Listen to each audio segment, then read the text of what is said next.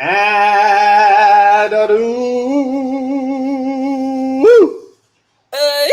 right. Ladies and gentlemen, welcome back to the show that is a long-form improvised comedy show on which we base from your suggestions. We take what you suggest to us, thanks to our prompts, and we build it out. It's called the rigmarole. How else? What else they need to know? We weave a yarn based on your suggestions. We create characters, scenarios, situations. We're going to give you some prompts in a second. We want some suggestions, please. And then we're going to use those suggestions to build a whole long rigmarole. How do we do that? We use entrances and exits to we turn our cameras on and off to signify entrances and exits. We use a bell. If one of us says something that inspires the other one to start a new scene, you'll hear that sound, and then we'll begin a new scene based on whatever that was heard. We also can leave an ongoing scene and come in as a new character with the off and on switch, like that. That's right. And we can also jump into each other's characters. So if I establish a character, I can be running with that. Mark may later jump into that character. Watch for that so as to not confuse our beautiful and elegant and intelligent audience. But to get things kicked off, let's give you some prompts. So the first prompt is... make up the name of a planet. What would be the name of a planet that you would like to see in our galaxy, in another galaxy, or anywhere really? Give us the name of a planet. And while we wait for some suggestions to roll in, who's playing tonight? Tonight we have playing the fantastic and the intrinsic Kerby Joe Grubb. Oh, that's me. Intrinsic.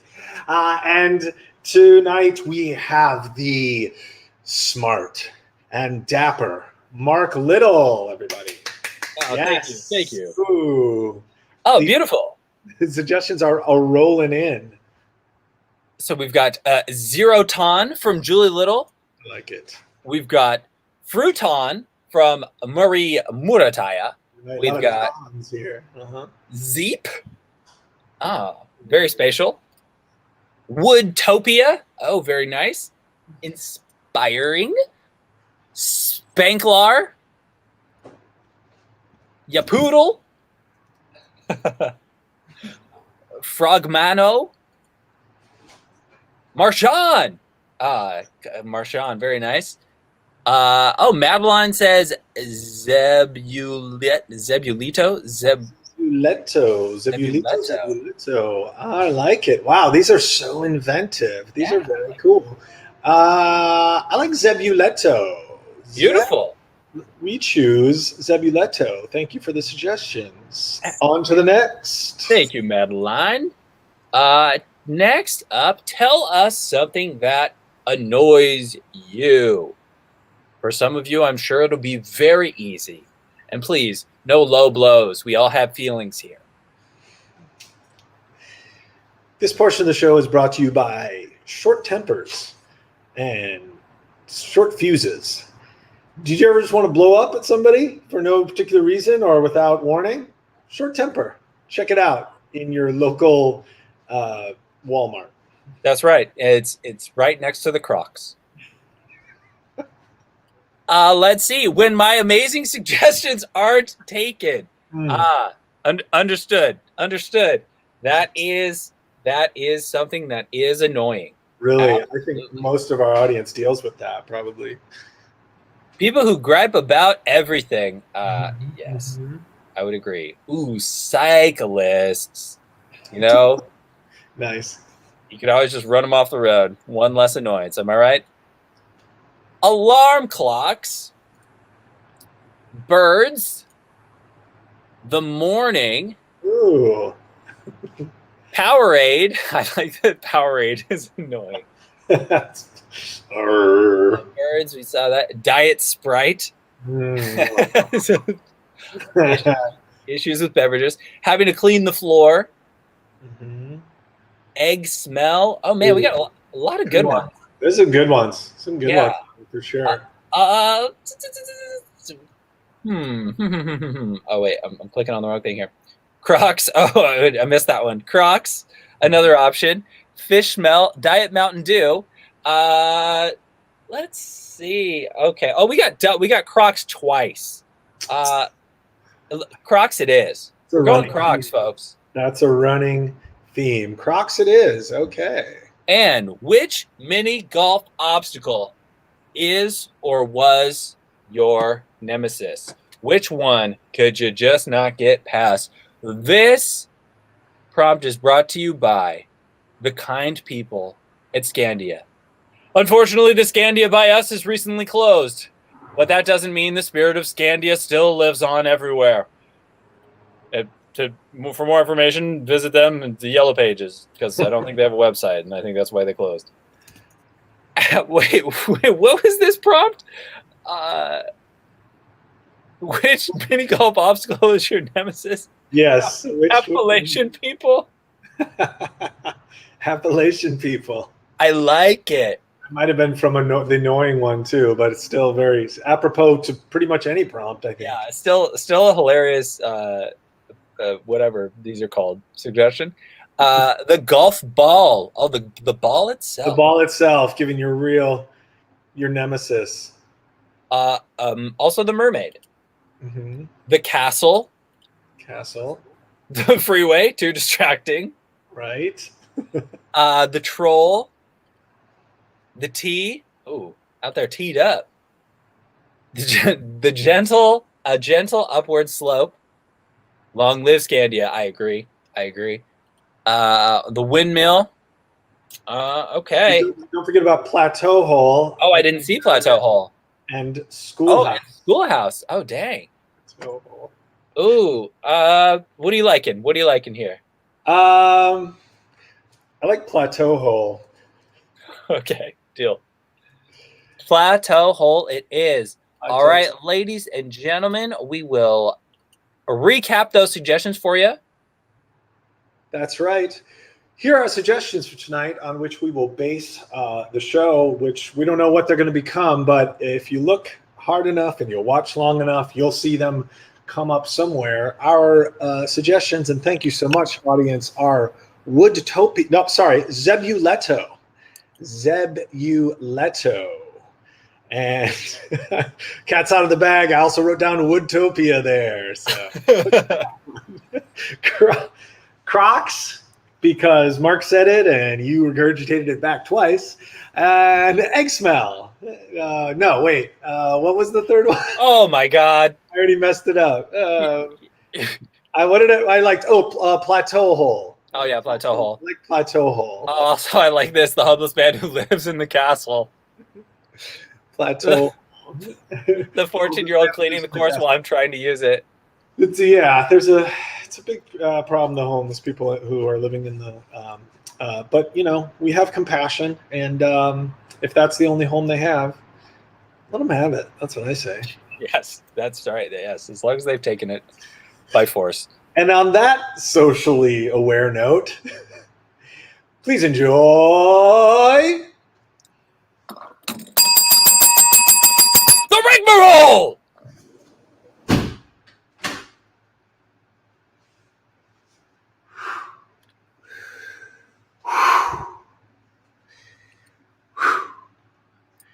If John was going to make it to Zebuletto, he was really going to have to buckle down and get to work. Not everybody got chosen for the mission to Zebuletto. Only the most elite of the most elite starfighters in the galaxy. John Wonstance had been training and training. He comes from a long line of Wonstances who trained at the art of hand jabbing and quick fast knuckle. Hand jabbing and quick fast knuckle were two skills that were very important because who knew what you would encounter on Zebuletto? Who knew what it would be? He liked to keep a pencil behind his ear, a little golf pencil, and he liked to keep his notes folded up in his front pocket. And then some more hand jabs, more knuckleballs, more knuckle grabs. Because if there's one thing that his grandfather learned on his mission to another galaxy, because he comes from a long line of these people who travel around the galaxies. He learned that be ready for hand-to-hand combat once you get there. Once you get there, you may have to use your hands, knuckle grab. It's worth noting that every 5 minutes he took a break to open up a key locket. Yes, that's right, a key locket that he had lost the key for long, long ago. But the locket was still intact, and he couldn't help but kiss it and smile to himself. And what was in that locket? What was in that locket? It was a picture of his beloved and a picture of Zebuletto side by side. And grab, knuckle touch, and finger knuckle. These methods, John Winston's was growing, and his knowledge of finger knuckle grabs and hand-to-hand combat melded with his love of his beloved, his betrothed, Wedalia. Wedalia was a true woman, an honest heart, and a good source of trivial knowledge that came in handy during parties and other kind of trivia night games. But that's not important. What's important was training. John would see Wedalia closed soon enough. But right now, he had to... Hey! John! Listen, man, I like you. And you're getting ready to go to Zebuletto. And as your commanding officer, I think you're the best one around here. But you just threw a piece of garbage on the floor. Well, thanks, Commander, but I thought those of us who are about to go to space were allowed to litter because we have a janitorial staff and all. See, that's your mental weakness, bud. That's what's gonna get in your way, man. Okay, let me take note of that. Put it in your little folded up notebook that you keep in your breast pocket with that little golf pencil you keep behind your ear. Okay, You've really John? been watching me close, haven't you, Commander? Listen, man. I'm not gonna be around for much longer. Nobody knows this, but I have a terminal illness that's going to kill me. My brain's growing. It's too big and it's pushing up against my skull. Are you serious, Commander? Yeah, I'm fucking serious, man. Have you ever known me to joke about a single thing, let alone my brain health? Commander, I've never known you to joke about your brain health. You told me about your CAT scan last year. You told me it was one of the most great experiences you've ever had. Sure. I was trying out some CAT scan jokes last year, but yeah, I did. You know what? I take that back. You have known me to joke about medical issues, but not brain health, man. Not brain health. Look, John Winston's, you got the best shot of any of these starfighters around here to make it to Zebuletto. All right? Well, man, it's you. But my brain is swelling too big, and I'm not going to be able to train you. Commander, So here's the last lesson, bud. Commander, Pencil. Commander Jeffries, I can't do this without you. You're gonna have to, God. Don't make me cry inside of Sector 4. This is where all the medals of all the decorated soldiers are. You got me crying in front of my heroes in here. Commander Jeffries, I'm ready to learn this from you step by step. Please give me every detail. If you're dead, I would hate to look back on this as a moment that I didn't ask you for every detail. No!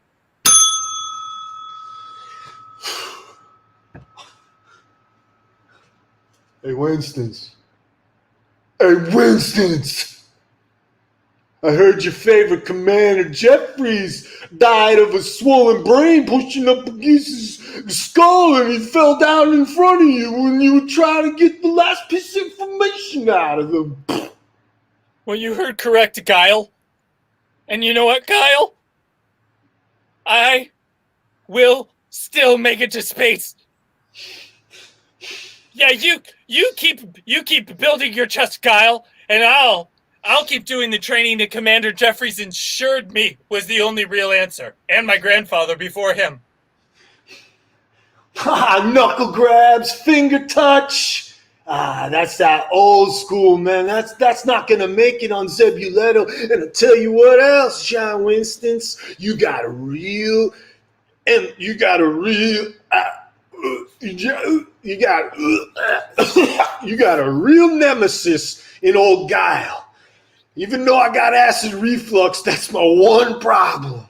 And other than that, I'm a better starfighter than you. I'm a better astronaut than you. Well, Lieutenant Guile, upon your physical exam, I've noticed you're in top physical performance. Except for... Yep, that's exactly the except for. What's up, Doc? What's going on? You seem to have a terrible, terrible case of acid reflux. And Is that what that is? Yeah. In my professional medical opinion, yeah. Is that gonna keep me out of going to Zebuletta, man? Because that's my one mission, is to beat John Winston and get to Zebuletta. Well, all I can tell you is that if John Winston doesn't... Do I need to get the nurse in here to help you? Or can you hold it together yourself? You're a big boy, aren't you?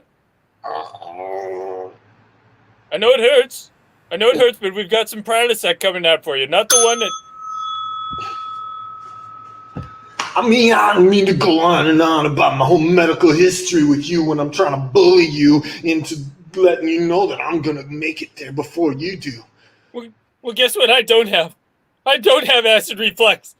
And I have the passion for my beloved that will take me to space. No one's ever loved you, have there, Guile? No, I've never experienced love, but you know what? Neither has the rest of the starfighters in here. Ever since the Great Garbage War of 20,020, no one's ever experienced love. So if you think you've experienced love, John Winston, maybe it's true or maybe it ain't.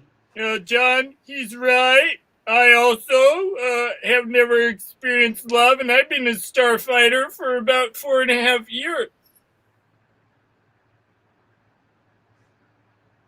I'm just putting that out there. You know what, Brandon? We're kind of having a personal conversation over here. Okay? Brandon. Come on, Brandon. Some of us are... Guile and I were really getting into it. We're in the heat of the moment. You're bringing up your own personal... Yeah, Brandon, we don't need your personal anecdotes about whether you experienced love or not, Brandon. I'm telling you, it's been 4 years and no one's ever loved me. And I joined the Starfighters because I was promised the love and adulation of my peers. My dearest Brandon, I write you this digital message from underneath the great garbage piles, down, down, far below you on the what used to be called Earth. I hope you receive it, as I will shoot it up into the internet clouds, and hopefully it finds its way to you. I've received it, my sweet, sweet, sweet. Don't bother speaking out into the air, because as I am buried under millions of tons of garbage, I will not be able to hear you. But you know what? Do it anyway. Speak out into the air intermittently as you read this digital message, if it happens to find you. If not for the piles of garbage, I would be loved by now. We have created an underground world down here, Brandon. A world of garbage holes, but this garbage, we can salvage it. And you know what? We have created a life. We have created a world under the garbage piles from the Great Garbage Wars. I can't read anymore. Oh, it pains me too much to know that someone's trapped down under the garbage, under the tons of plastic and refuse, under the banana peels, centuries old. Oh, but I must. You are so sensitive and so squinty that I can imagine your face right now. all squinted up and emotional about imagining me underneath the garbage piles. But Brandon, remember, I did love you. I do love you. And if you can ever dig me out of this million garbage world war, I will forever kiss you. All I want is for a forever kiss. Just what? So shut up, Brandon, because you got clearly no history and nothing to say about nothing to do with love. He's got a locket around his neck and some girl and a picture of Zebuletto. You got nothing. You think I have nothing? Well, I could read you a digital message that I have archived. What kind of digital message, Brandon? It's about my love, who is trapped underneath the trash piles from the Great Trash War. Don't laugh! Oh yeah, my girlfriend lives under the trash piles from the trash war. Yeah, right. Don't make me choke you!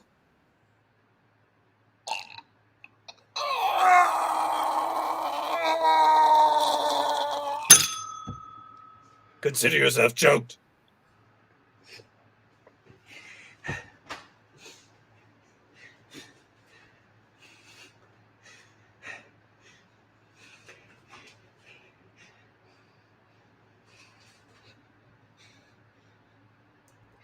Brandon, I was just cleaning up some of the garbage from my garbage living room, and I thought, I think I'll message Brandon again. For some reason, I think that you're getting my messages. Even though we are buried under millions of tons of garbage from the Great Garbage Wars. It is me, your garbage robot. Hi, Michael. How are you today? I have been enjoying garbage all day, but not enough to dig you out. No one enjoys garbage more than you, Michael. You know, Michael, when I invented you to clean up the garbage around my garbage home, I thought, this is going to be useful, but you've turned out to be a really happy and good-spirited garbage robot. And I'll tell you, Michael, as I sit here and pine for my love Brandon, who lives high atop the internet clouds, you're my only and best friend. I am a robot. Oh no, not another malfunction.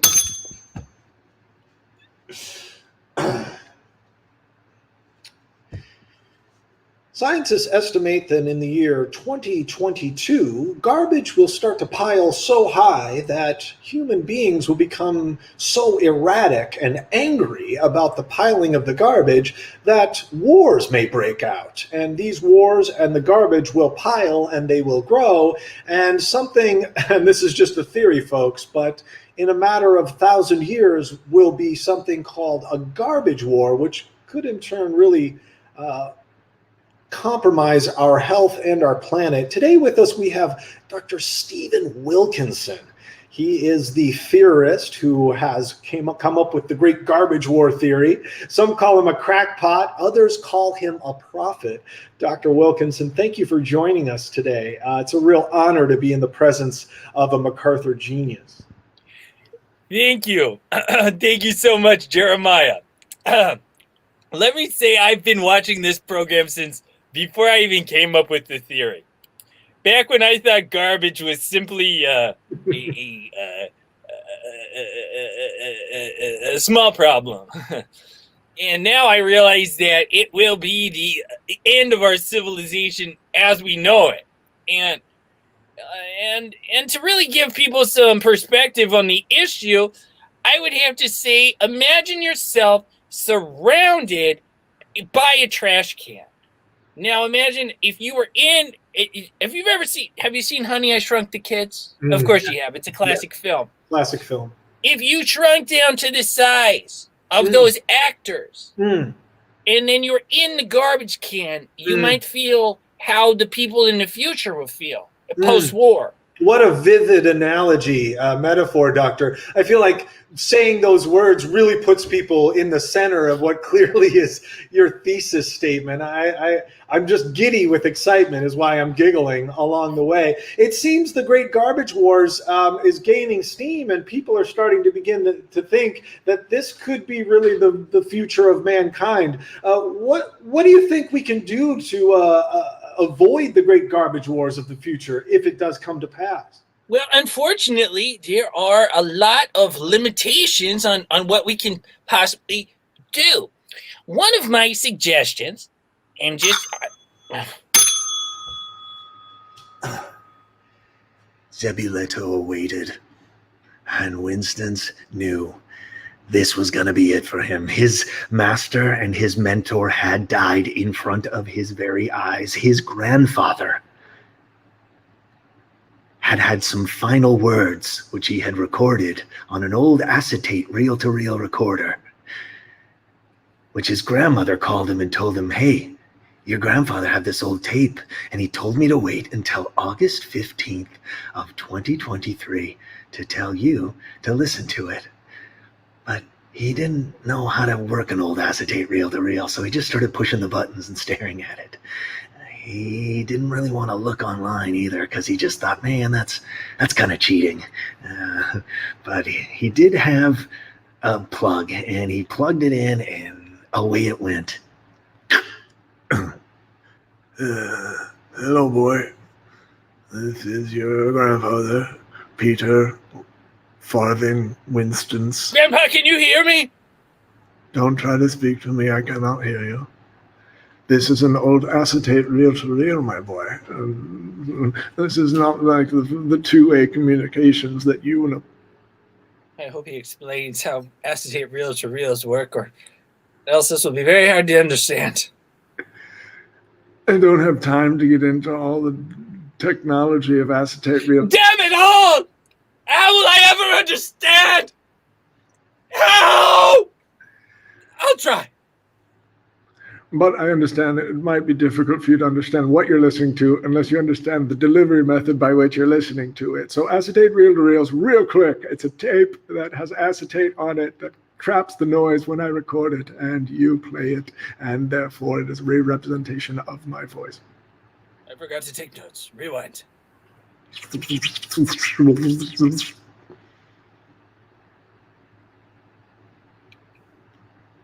Hello, my boy. If you're listening to this, I don't have time to get into all the acetate, but because you're on the What is happening? Here's the one thing that you need to know. Here is the most important thing that you will ever know. Important thing. Number one, there's a lot of hand-to-hand combat when you travel to other worlds. Check out old episodes of Star Trek for good reference. The TV show, not the movies, the ones with Bill Shatner. Hello, intergalactic librarian. Hello, this is Intergalactic Librarian 77 Delta. How can I help you? I'm here to see episodes of Star Wars, not the movie, the TV show. I mean, Star Trek, I think. Okay. That's the same. Those are two very distinct archives here, and they are in different parts of the digital universe, so you're going to have to be pretty specific there, bud. Do they maintain a similar fighting style? Hang on a second. Are you a starfighter at the local fleet service Star World Galacto? What gave it away, my locket? Your locket and your shirt, Fleet Service Star Service Galacto. Winston's, huh? I've heard of your name before. You know, my real name's not 77 Delta. Oh, that's surprising, actually. Is it, let me guess, is it Kevin? It's not going to be worth guessing just because there's so many options for you to guess that we don't really have time. The reason I'm telling you is because my name is Jacob Wilby. What? Yes, I know your father and your grandfather. You're the same age as my father was. That's right. You can tell by the way I have my age tattooed on my face. I was guessing, but I didn't see the tattoo, and yes, now I know. Well, people regret face tattoos, but I swear to God, I never regret mine. None of them. None of them. I love them all. And look at me now. I'm a digital librarian. Well, clearly you've earned this position. What is it that you were going to tell me when you recognized me because I was Starfighter? Are you here to check out the old Star Trek episodes? The one with Will Shatner where they went to other planets and hand-to-hand fought combat? Is he the same Bill Shatner that I heard of earlier? Yeah, there's just the one as far as I know. Well, you said Will, but earlier I remember his name was Bill. Is that the same? I'm embarrassed. I call him Bill, like I know him. It's actually William Shatner. He was kind of a big deal in the 60s and 70s, and then he turned into kind of a joke. Well, yes, I think that's the same. I think we're talking about the same person. I would love to watch those. Well, this is a riveting conversation, but I think you should head back. I brought my notepad. Oh, just like your old man and your granddad, and a little golf pencil, too. That's right. That's where I learned it. Okay, I'll head back now. Hey. Should I follow you? I can't leave the digital booth. Well, then I guess I'll just start walking. Yeah, just go ahead. Head on back to Sector Veta Theta, and then make a left at old episodes of Time and Sorrow. And when you get past Time and Sorrow, look for the signs that say Star Trek. Old episodes. Is it? What is this?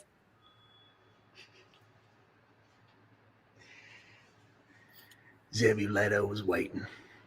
Zabuletto was there for the taking as soon as Winston knew what he was looking at. He thought, I'm not going to watch the old episodes of Star Trek. I'm going to read transcripts of them. Because in the transcripts were the moves, the knuckle grabs, the finger touches, all the hand-to-hand combat moves that he would need when he got to Zabuletto. Knowing that his grandfather left him an acetate tape that said he had to study these felt like, oh man, I'm on the right track now. Hand grabs, knuckle finger touch, and hand splint. He learned from these episodes. Oh, episode 221. The Star Trek fleet goes to Borbalon and they fight the Borbalites. And in there, he has hand-to-hand combat with the Borbalite and he uses a finger dagger. Okay, so Bill, the choreography on this is pretty important, okay?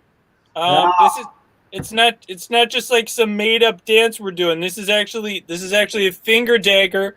I know you're gonna tell me it's a made up dance, Charlie. I was doing this show when you were in short pants and your grandma decided to not make the lemonade and get knocked up by your grandpa. So don't try to tell me about the choreography there, Dale Wilby.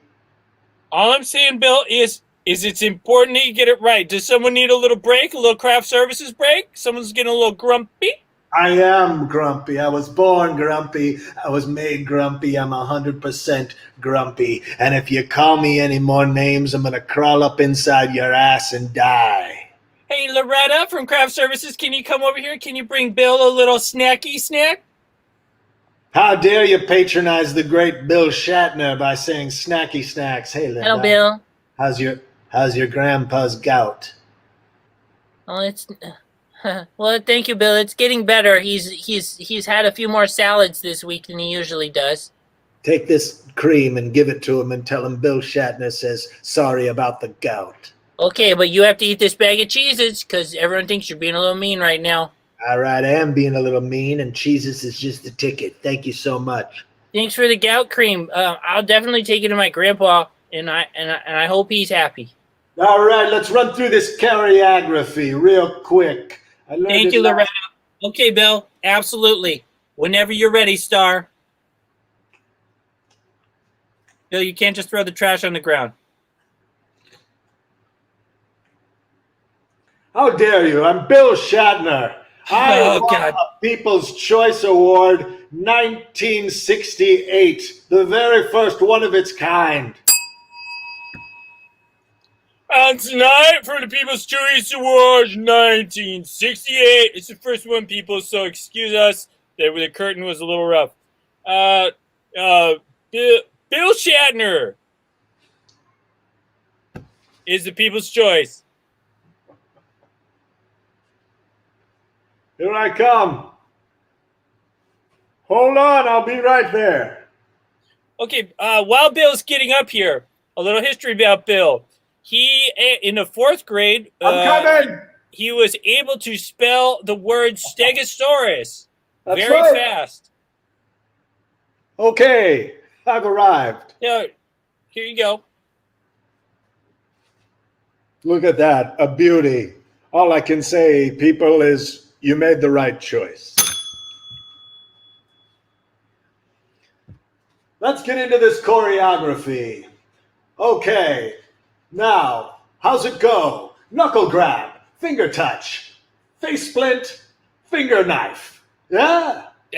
Yeah, that was a beautiful finger knife, Bill. All those moves were beautiful. And believe me when I say this will have a lasting impact on generations. You know, I had a dream last night. Those Cheez-Its hit the spot. I had a dream last night that someday people will watch this show. It sounds crazy, but they'll learn from it. How to go to other planets for real, in the real universe, with real space stuff. Well, I think you're right, Bill. Because I think these moves are the type of moves that people will need in the future.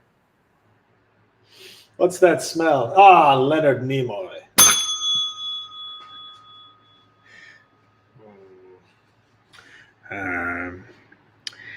Can I have some more eggs? First. Sorry, Of course you can have more eggs, Charlie. Go ahead. just have to. Sorry about the smell. Sorry about the smell, guys. I just.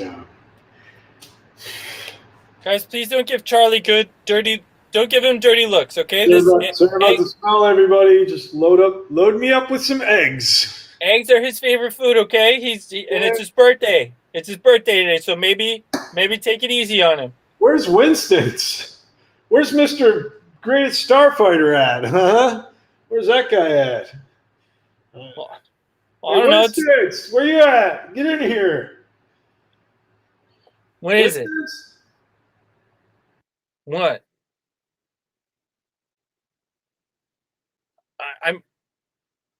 I'm here. And all I can tell you is that even though it's your birthday, I will show no mercy. I will continue my mission to take over the Starfleet. I will be the greatest one at Zebuleto. Okay, John? John, it's his birthday. Maybe if we could just take it easy. I know everyone's having a good time playing their Starfleet games, and it's a serious competition between you boys. But in all honesty, I don't think this type of competition is healthy.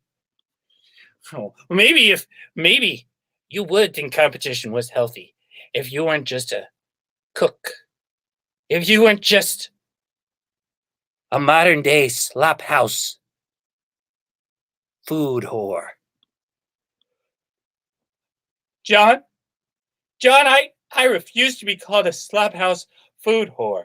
And I think Charlie would say that I am on his team, right? I am the reason it's Charlie's birthday. John Winston, I don't appreciate you talking to Chef like that. He may be just a food guy, but he's not a food whore.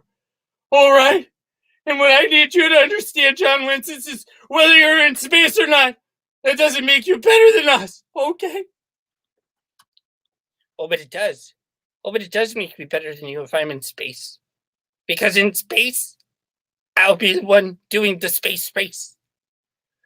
Or maybe you didn't read that part of history, where Neil Armstrong stepped onto the moon for the first time, and the people had no other choice but to respect him and my sweet love here will give me the one kiss that I've been looking for.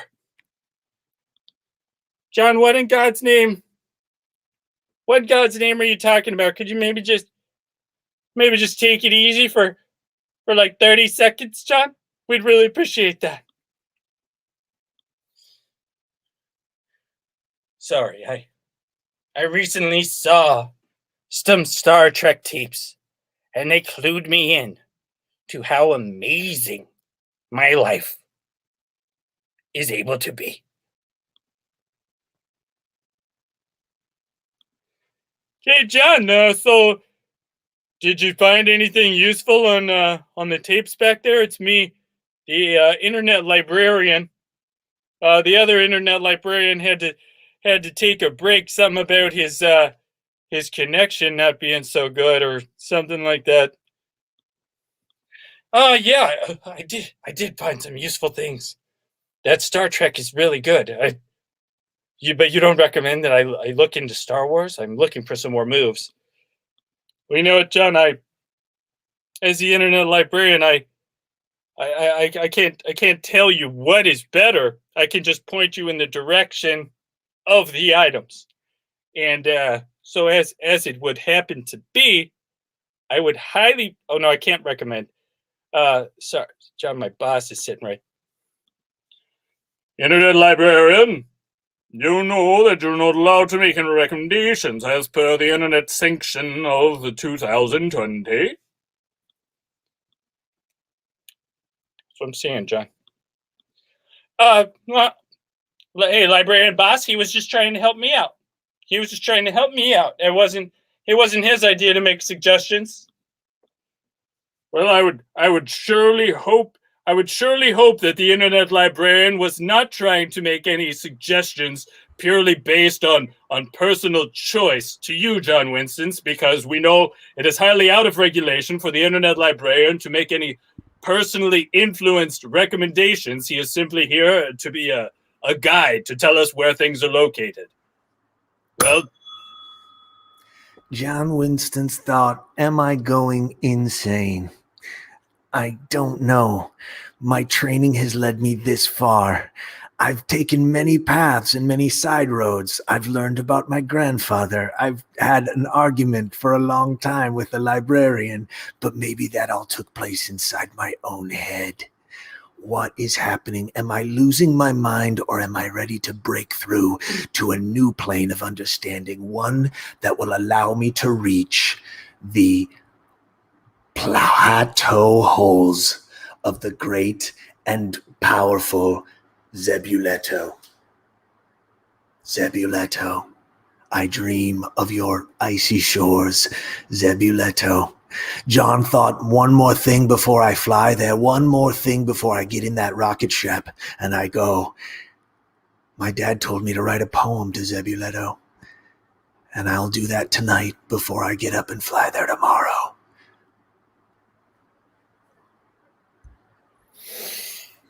my dear sweet Zebuletto, your planetary glory ensconces me. My senses pine for your atmospheres and your surfaces. I can only imagine what it will feel like to use my finger training tactics and pages of notes. John. See this lamp over here, John? John. The lamp of holiness? This is the lamp of holiness, John. Listen to me, my boy, my one true son, your grandfather. He has a surprise for you, okay? Don't worry about it. He's dead. He is dead. But he has a little advice that he recorded for you. You're going to learn about that later. But here's one thing. Before you go and you starfight, before you go to a new planet, my son, always write a poem. Write a poem to that planet that expresses your heart and your soul to that planet. My son, my boy. Yes. Always, my boy.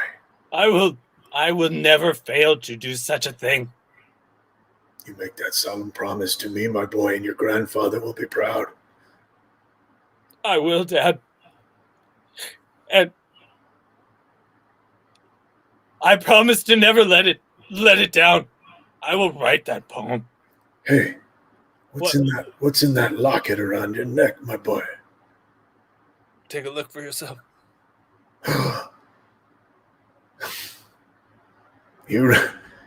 You kids, you guys are just kids yet, but I can tell even at this young age, your love is pure. Yes. One day when I go there to the training facility where all of this training will take place. My greatest dream is that you will go to Starship Command Starfight.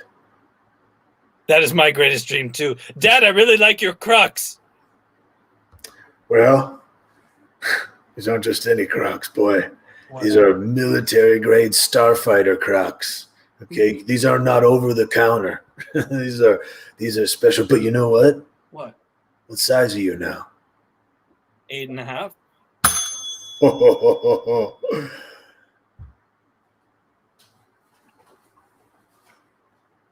And he was an 8.5.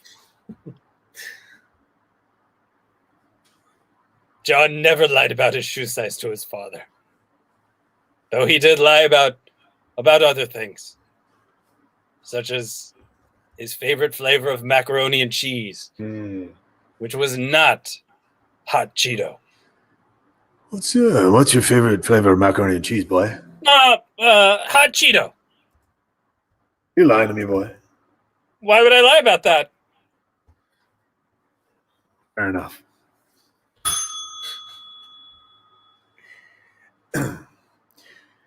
Early on the morning of the launch, John woke. He ate hot Cheeto macaroni and cheese, even though it was not his favorite.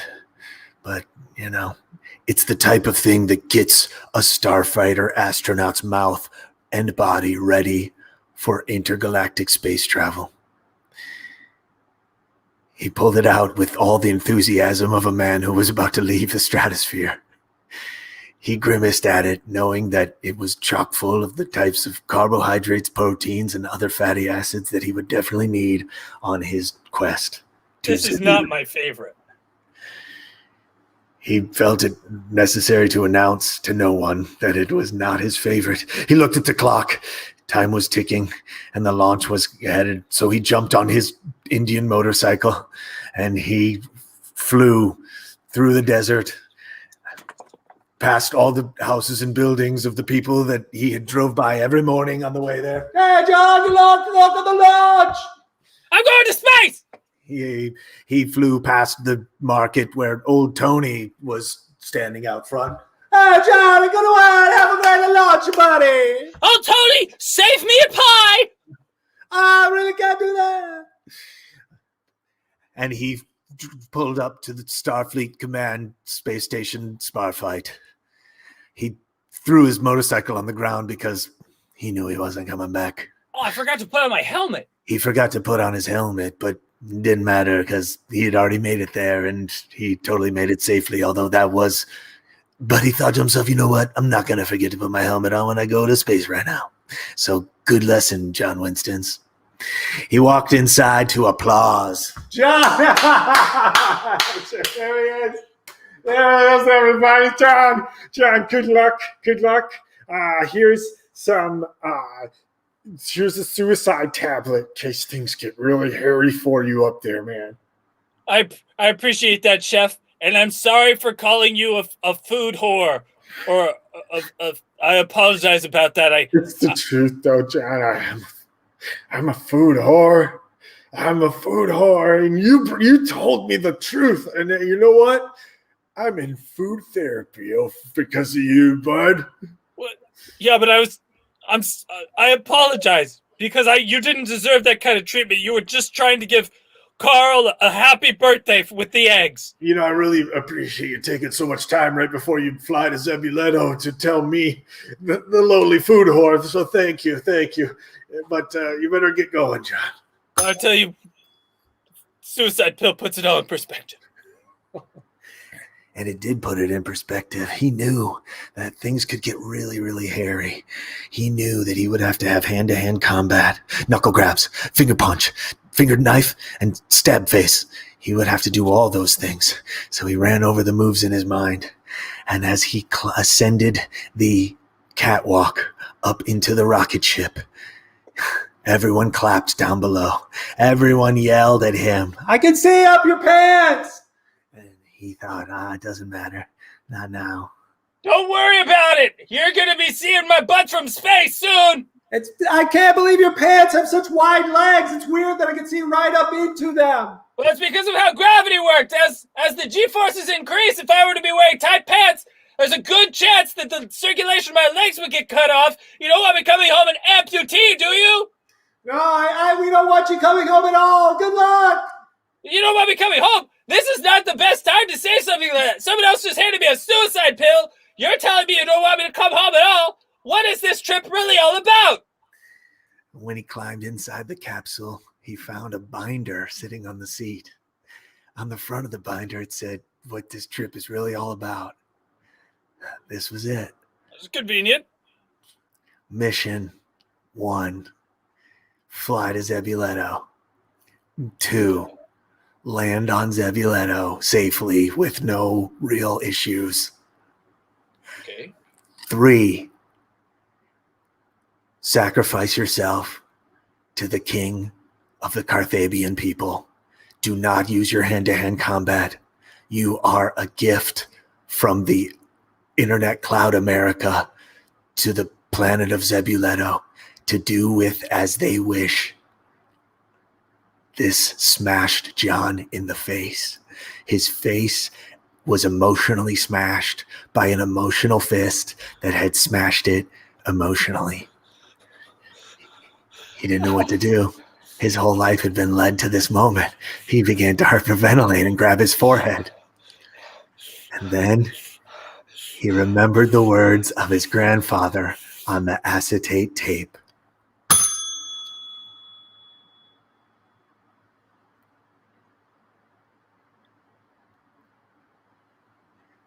John, sometimes, John, you gotta take one for the team. You ought to take one for the tea? What?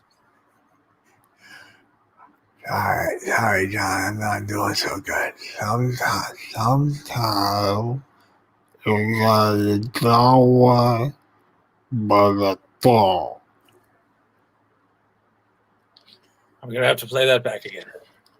I'm gonna maybe the rewind doesn't work so well on this reel-to-reel acetate machine. I'll play it by hand slowly. John.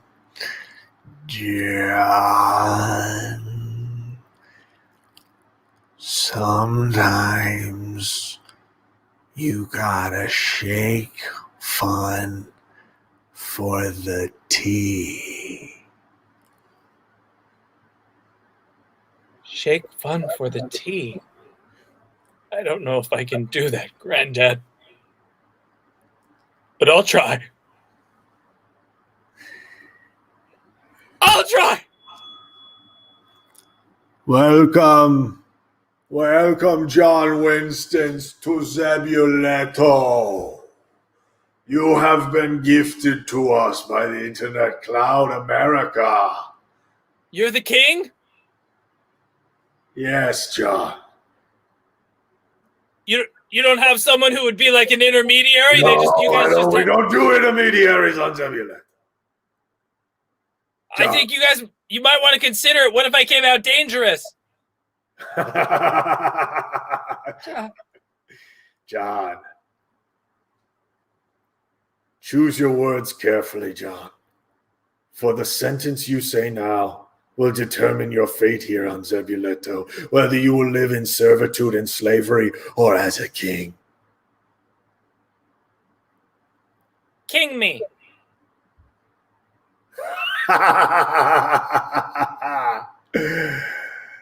Done.